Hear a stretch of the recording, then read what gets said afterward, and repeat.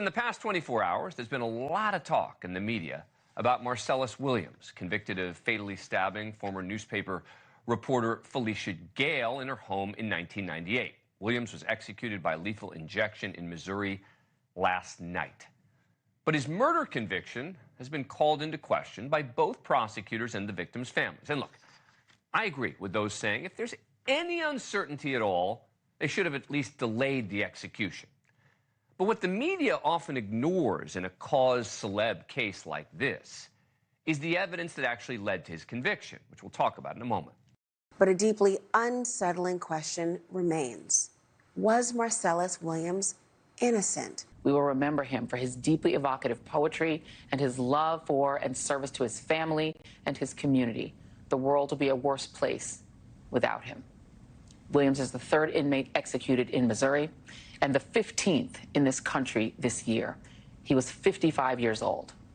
He will never be older because Missouri is a state and we are a country that maintains a system of official killing without mercy, even amidst evidence of innocence.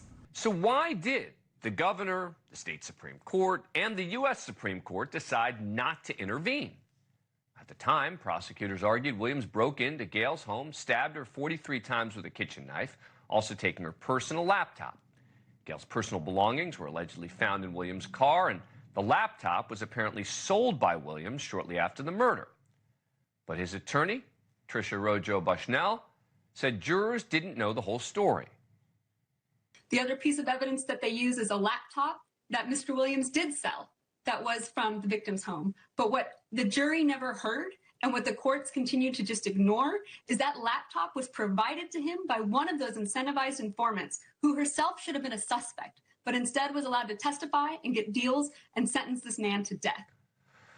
Williams, who has a long criminal history, including 15 felony convictions, ended up being convicted of first-degree murder, even though no physical evidence connected him to the crime scene. In addition to the laptop, his murder conviction relied on the testimony of two witnesses, jailhouse informant named Henry Cole, to whom he supposedly confessed, and the woman who she was referring to, his ex-girlfriend Laura Asaro, who allegedly found Gale's purse in Williams' car, leading Williams to confess to the crime. Both witnesses came forward after a $10,000 reward was announced. The Midwest Innocence Project saying the victim's family opposes his execution. Jurors who originally sentenced him to death now oppose his execution. The prosecutor's office that convicted him and sentenced him to death has now admitted they were wrong and zealously fought to undo the conviction and save Mr. Williams' life. The biggest issue with the physical evidence? Hair and bloody footprints found at the scene were not a match for Williams. In a move we don't see often, both sides came together to try and halt the execution. Williams' legal team and St. Louis County Prosecuting Attorney Wesley Bell filed a joint filing alleging, among other things, that DNA evidence was contaminated. Keep in mind, Bell was not the original prosecutor, and he's running for Congress as a Democrat.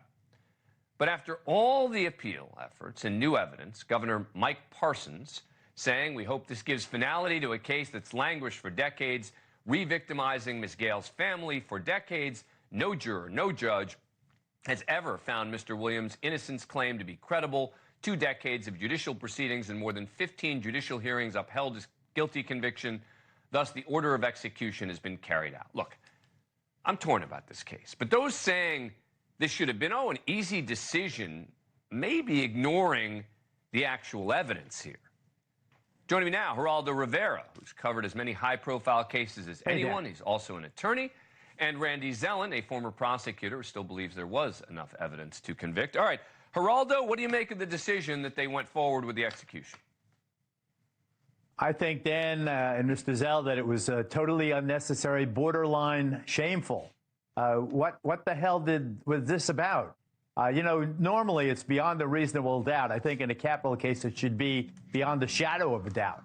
And here, when you have, after all, the prosecutor joining the defense attorney, joining the family of the victim, all saying, don't do this, don't carry forward this execution. And then the state actually does it in cold blood. I think that this is really beyond the pale. This is totally unnecessary, as I said, borderline shameful.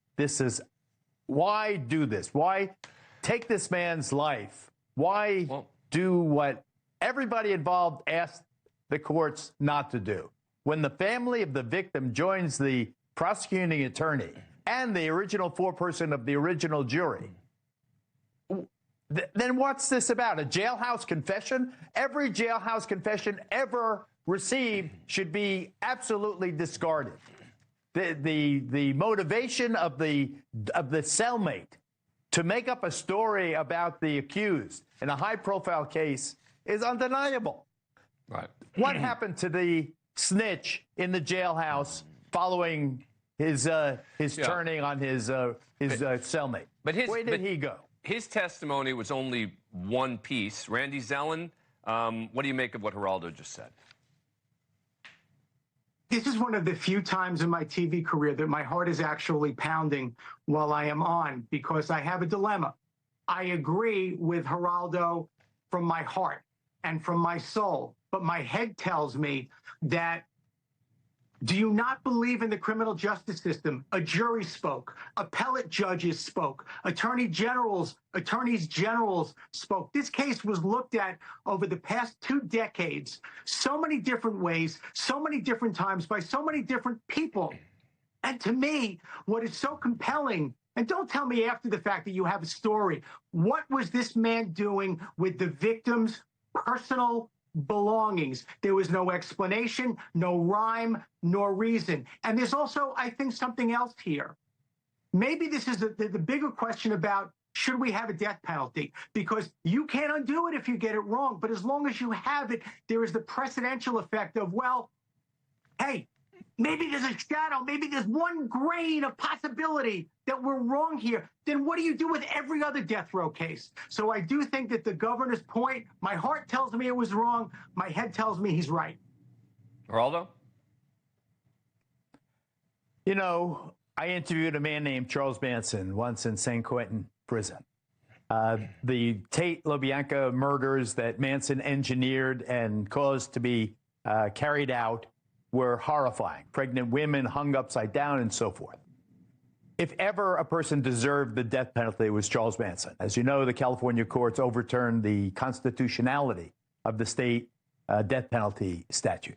We are moving away from these cold-blooded executions. The state should not be involved in taking a life. You don't like this guy? Or you think that he stabbed this woman 43 times and left the knife stuck in her neck? Then you put him in a hole someplace and leave him there for the rest of his natural life. You know, open it up and give him and feed him, and don't let him talk to any of the other attorneys, cellmates. But Randy's point is that that if you follow the law, right, a jury sentenced him to death. There is more evidence. I'm glad you reminded me. Yeah. I like Randy. But all those people he mentioned, the attorney general, the governor, and so forth, those are all elected people. They're politicians. When every politician is for the death penalty, because law and order and crime and punishment are so profoundly center in our collective consciousness. But the Supreme Court of the United States, we all are so afraid of crime and violence and so forth. He's making the point, Geraldo, that he's saying the courts didn't step in either. He appealed through the state courts and the United States Supreme Court. And look, and it is tough to explain, right, the items found in his possession. The defense's explanation is, well, the woman who claimed that she found them there may have actually been a suspect here, and she only came forward after they offered this reward, except she never actually tried to get the reward after they put it out there. So, you know, there is this pesky piece of evidence that it does seem to me a lot in the media when we're talking about this, just ignore some of the evidence against him just to say, oh, it was clear as day that this is a case of innocence. What about DNA? What about the hair? What about the other evidence that was compromised for one reason or another?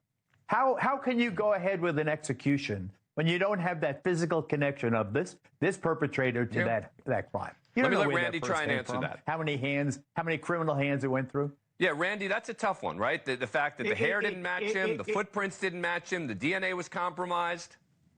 Well, Again, you either believe in the criminal justice system or you don't. You believe in the jury system or you don't. You believe that appellate judges try to do the right thing, elected officials try to do the right thing, the Supreme Court of the United States tries to do the right thing. You don't believe that, we're all in deep trouble. But to Geraldo's point, maybe this is not about one man's execution. It's about the death penalty in general and whether or not an eye for an eye really works. All right, well, that's a separate topic. Geraldo Rivera and Randy Zellen, thank you very much. I think this is important because I have not heard people actually digging into the evidence when talking about this in other contexts. So thank you both very much. Appreciate it.